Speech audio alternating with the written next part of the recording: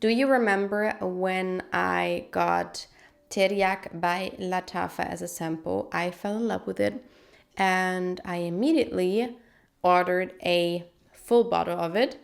My order got cancelled, so I had to find another store where I could order it. Found one, immediately straight went into my shopping cart. And then I saw that this store had samples of a lot of Middle Eastern perfumes. So I went ahead and ordered some of those samples. Let me tell you, I ordered a lot of samples in the past, and this one seems very homemade, let's say. There is no additional glue, like tape around it so it doesn't leak.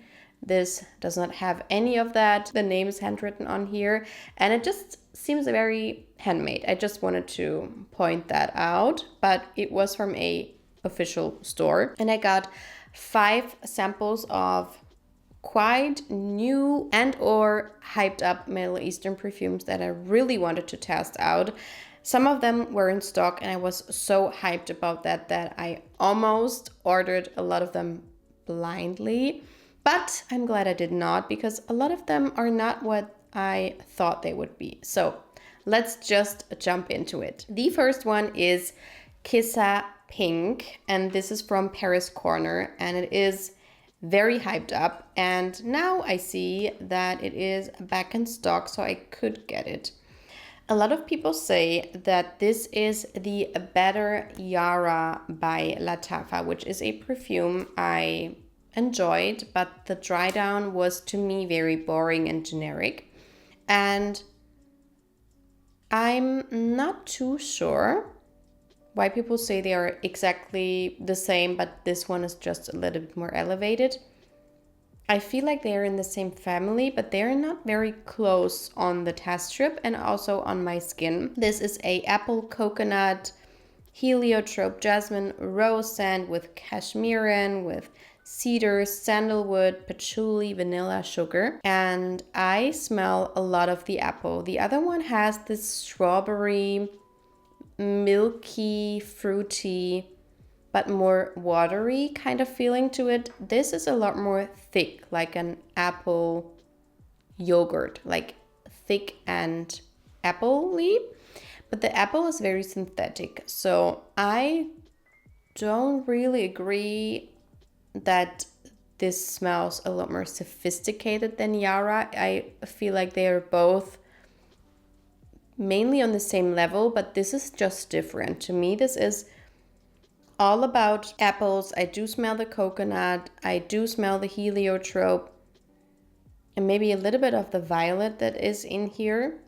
And it is a beautiful scent, but there is something in here which gives me a headache instantly, and also something very generic. So I almost prefer Yara, but the thing is, just in this, in the start, the dry down of Yara, as I said, is also very boring to me, but this is not something I would run to get. And the only thing is that the performance is better than Yara, for sure. Yara on me was quite weak, but also this is 30 euros and I think you can get Yara for maybe 15. So yeah, it's nice. It's nice, but I feel like I would get a headache if I spray myself down with it. And I'm not too sure.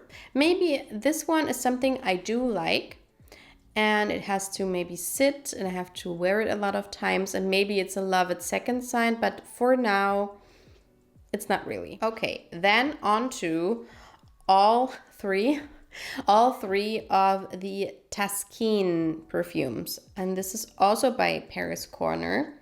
So I have Taskeen, the original, and then I think one is Marina and one is Caramel. So let's start out with the original one, which is one I think I've never heard anybody talk about. And I ordered it simply because I wanted to test out the flankers and I thought I might as well try out the original.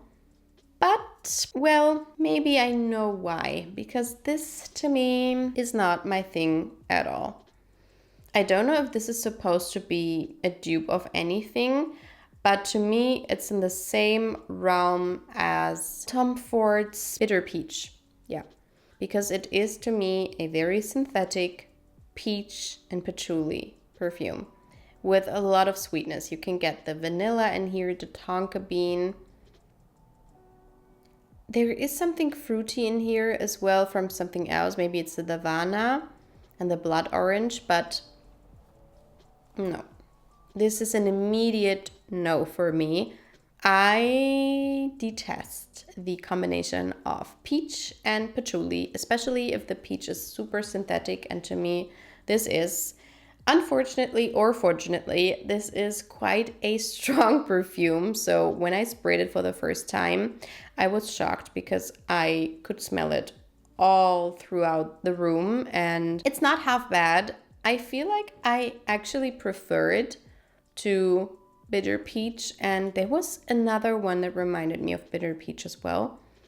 This one is a little bit more iced tea like, but still there is this harsh earthy patchouli that just ruins those perfumes for me. So that one is an immediate no for me. Then we have Taskeen Marina, and that one got quite a bit of a hype around it, and I was very intrigued to test it out because it seemed like a fruity, aquatic type of scent, but the notes say something else. But anyway, the notes are orange and grapefruit. There's jasmine here, peach as well, but no patchouli to be found, fortunately.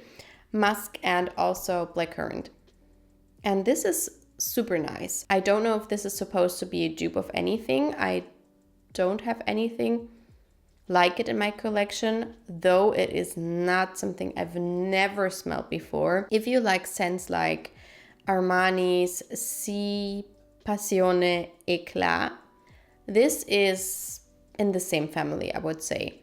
It's a fresh and juicy fruity scent that has very sophisticated florals in here and a burst of citrusy fruits. It's beautiful.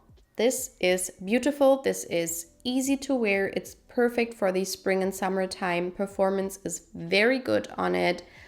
Doesn't pull too much in a dusty musk direction. Definitely has the musk base that a lot of those fruity, summery, long-lasting fragrances have, but not as much as others. So I would have to test this one out a lot to see if I can enjoy it throughout the wear time.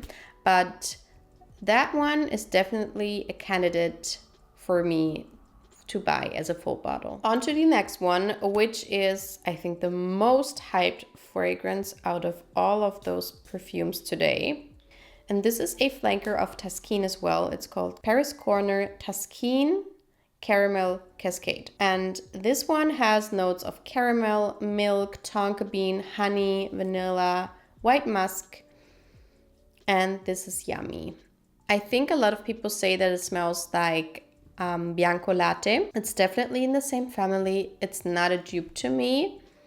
Bianco Latte has this airy vanilla vibe going on, but then to me it pulls a little bit minty. I don't know what it is. This one is definitely more caramel-like, and to me it smells like condensed milk. Super sweet and slightly thickened milk with this caramel vibe going on. There is this honey-like character to it as well, but very thinned out. And the musk is strong. It's a very musky, airy, slightly powdery scent with a super sweet condensed vanilla milk accord going on. This is beautiful. It's just that I don't really pull for those caramelly scents. I enjoy them, but I'm not too sure. This one I definitely have to test on my skin.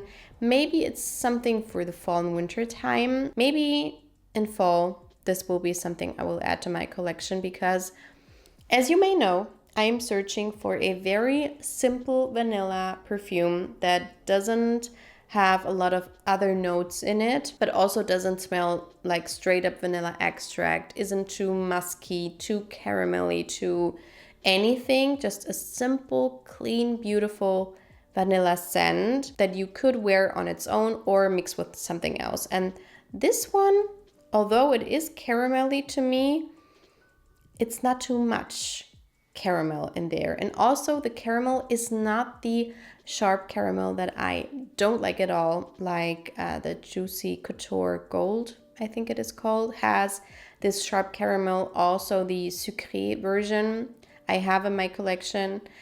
Don't like that one as well because of this harsh caramel. So it's a good one. To me, it is a very good one. And I heard that if you let it sit for a while, it will get better and longer lasting as well. And the last one is one that I have to admit I simply got to see if it really smells like the original, because the original is one of my favorite perfumes ever.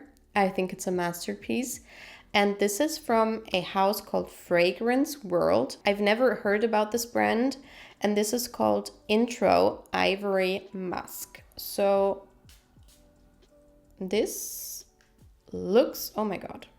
See, I sprayed this all over my hand because it's not a good bottle. It's just, yeah, it's not very professional.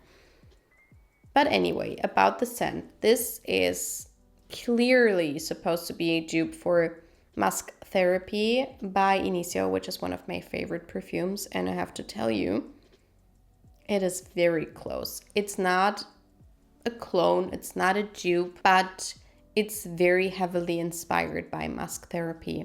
Musk Therapy to me is a lot more juicy and more smooth. This one, because maybe I will tell you about the notes, it has basically the same notes. It has mandarin in there, magnolia, musk, blackcurrant, sandalwood. They have basically the same notes, but Musk Therapy is a lot more present, yet smooth, more out there without being too harsh.